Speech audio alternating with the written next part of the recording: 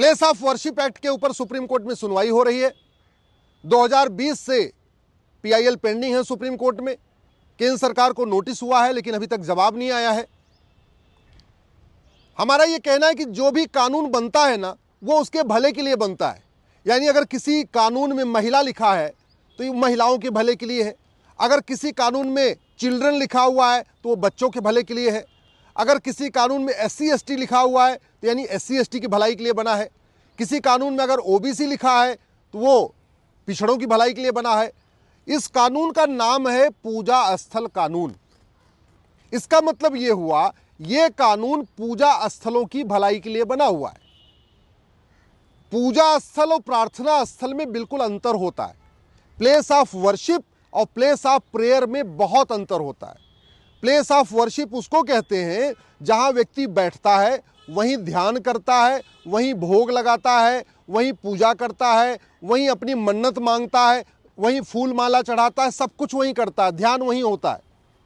जबकि प्रार्थना स्थल उसको कहते हैं जहां आदमी इकट्ठा तो होते हैं लेकिन वहां पे वो किसी का ध्यान नहीं करते, जिसका ध्यान करते हैं वो कोई दूर बैठा हुआ है। इसीलिए मस्जिद और चर्च को प्लेस ऑफ प्रेयर कहते हैं और मंदिर को प्लेस ऑफ वर्शिप कहते हैं। आपको एयरपोर्ट के ऊपर कभी प्लेस ऑफ वर्शिप नहीं मिलेगा, पूजा स्थल नहीं मिलेगा। वहां क्या मिलता है? प्लेस ऑफ प्रेयर यानी प्रार्थना स्थल। और वो इसलिए क्योंकि प्रार्थना स्थल का जो कैरेक्टर होता है वो अस्थायी होता है, वो फिक्स नहीं होता। एयरपोर्ट पे जहां आज प्रार्थना स्थल है, कल को वहां हो सकता है कुछ ऑफिस खुल जाए, प्रार्थना स्थल शिफ्ट हो जाए।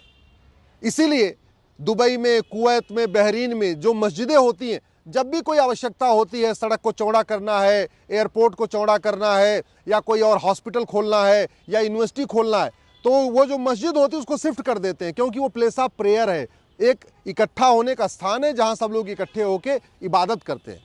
वहीं दूसरी तरफ मंदिर को प्लेस ऑफ वर्शिप कहते हैं।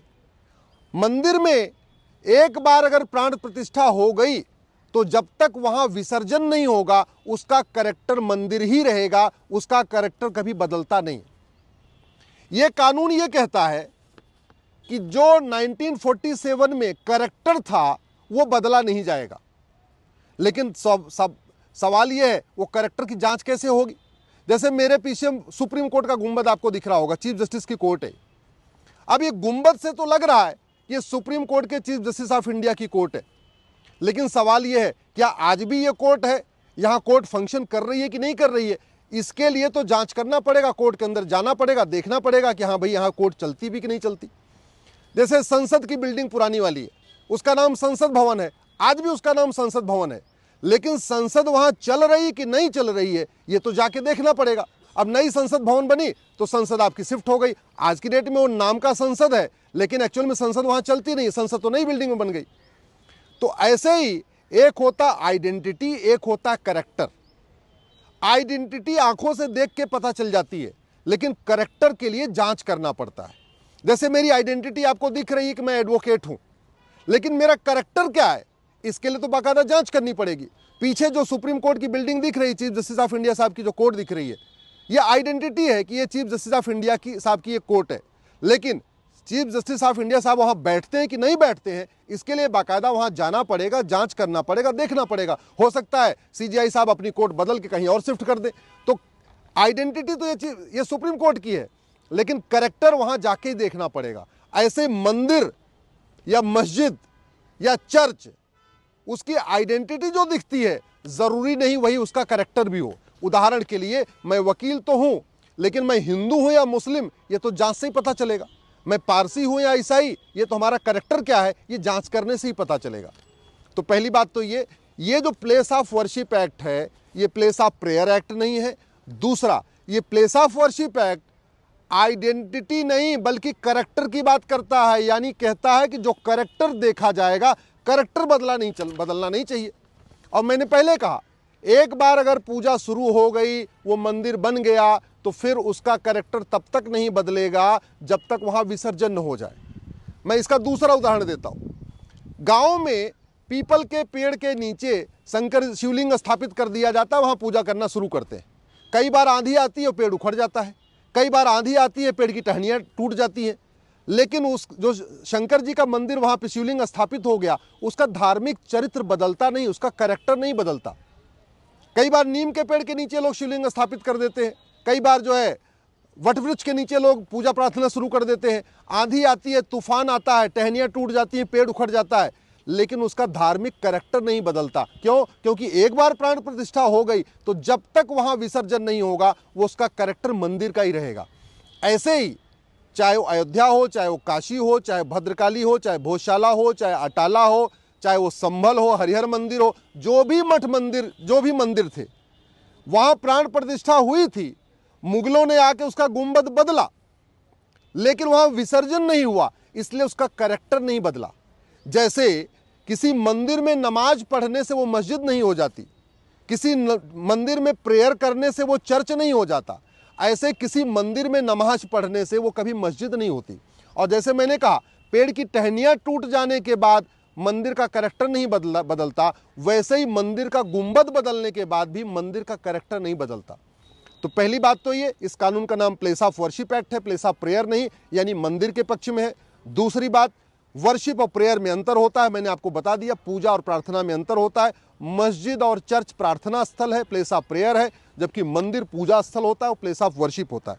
तीसरा मैंने आपको बताया, आइडेंटिटी और कैरेक्टर में डिफरेंस होता है। आइडेंटिटी सामने से दिख जाती है, कैरेक्टर के लिए जांच करनी पड़ती है। ये जो प्लेस ऑफ वर्शिप एक्ट है, ये 2 पन्ने का कानून मेरे हाथ में है, ये कहीं पे भी ये नहीं कहता है कि आप कैरेक्टर की जांच नहीं करेंगे। ये कानून केवल इतना कहता है कि 1947 में जो कैरेक्टर था वो यथास्थिति रहेगी, लेकिन कैरेक्टर तो जांच करने से पता चलता है। तो इसलिए जहां जहां पे भी तोड़ा गया है, चाहे वो इतिहास में लिखा गया कि तोड़ा गया है या किसी और जगह से पता चलता है कि तोड़ा गया है, तो उसकी तो जांच होगी, तभी तो पता चलेगा कि वो मंदिर है कि मस्जिद है। तो ये कानून कहीं उसमें बदलाव नहीं करता। इस कानून में केवल एक ही कमी ये है कि ये जो सेक्शन 3 में लिख दिया इन्होंने कि आप उसको कन्वर्ट नहीं कर सकते। हमारा ये कहना है, हम कन्वर्ट करना ही नहीं चाहते, हम तो रिस्टोर करना चाहते। तो कन्वर्ट करना और रिस्टोर करने में अंतर है। इस कानून में लिखा हुआ है कि आप जो रिलीजियस कैरेक्टर है उसको चेंज नहीं करेंगे। हम भी यही कह रहे हैं, हम रिलीजियस कैरेक्टर को चेंज नहीं करना चाहते, बल्कि रिलीजियस कैरेक्टर को रिस्टोर करना चाहते हैं। हम चाहते हैं जितने भी धार्मिक स्थान हैं एक बार वहाँ पे सर्वे हो जाए।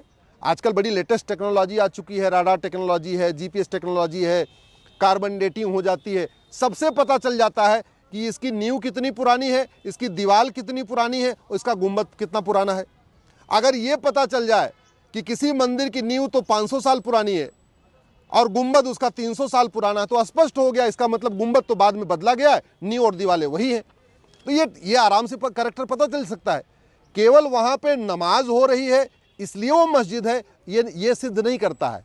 उसकी फाउंडेशन क्या थी, नींव किस लिए डाली गई थी, मंदिर बनाने के लिए, मस्जिद बनाने के लिए, ये सर्वे से ही पता चलेगा। इसलिए ये कानून भी कहीं पे भी कैरेक्टर को पता लगाने पे रोक नहीं लगाता। ये कानून कहीं पे भी ये नहीं कहता कि वास्तव में चरित्र क्या था वो पता लगाना भी नहीं। ये सिंपल इतना कहता है कि जो चरित्र 1947 का था वो यथास्थिति बरकरार रहेगी। और ये कानून ये कहता है सेक्शन 3 कि आप उसको कन्वर्ट नहीं करेंगे। हम भी कह रहे हैं, हम तो कन्वर्ट करना नहीं चाहते, हम तो कह रहे हैं हरिहर मंदिर का आप कैरेक्टर आइडेंटिफाई कर लीजिए, पता कर लीजिए, और वो मंदिर है उसको रिस्टोर कर लीजिए। हम तो गुंबद भी नहीं बदलना चाहते, हम तो कह रहे हैं गुंबद ही पुराना चलता रहेगा, क्या फर्क पड़ता है। जब बहुत पुराना हो जाएगा तो फिर कोई बदलेगा। चाहे वो अटाला हो, चाहे भद्रकाली हो, चाहे भोजशाला हो, जितने भी मठ मंदिरों के विवाद चल रहे हैं, कहीं पे भी ये कानून कैरेक्टर के आइडेंटिफिकेशन को रोक नहीं लगाता।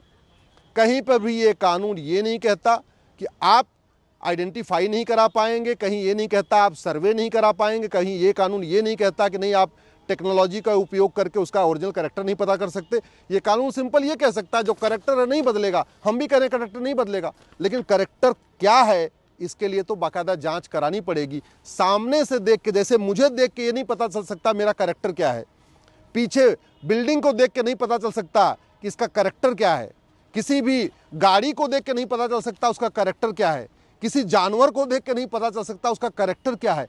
कैरेक्टर जो दिखता है उसको आइडेंटिटी कहते हैं, उसको पहचान कहते हैं। और कैरेक्टर जो होता है वो इनहेरेंट होता है, अंदर से होता है, उसकी तो जांच करनी पड़ती है।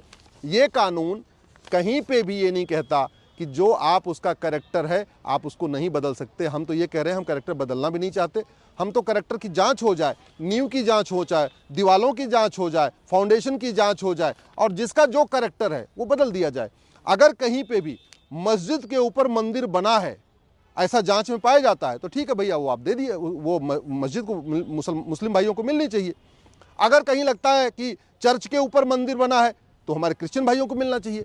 लेकिन कैरेक्टर जांचने के बाद, सर्वे करने के बाद, साइंटिफिक टूल यूज करने के बाद अगर ये पता चलता है कि नहीं ये तो पहले मंदिर था, इसके ऊपर गुंबद बदला गया है, बाद में नमाज पढ़ी गई है, तो उसको शांति के साथ हिंदू भाइयों को दे देना चाहिए। देश की एकता अखंडता के लिए यही ज़रूरी है। और इस कानून पे सुनवाई तो चली रही है, आशा करता हूँ इस पे संसद में भी चर्चा होगी और सुप्रीम कोर्ट ही जल्दी इसका फैसला करेगा।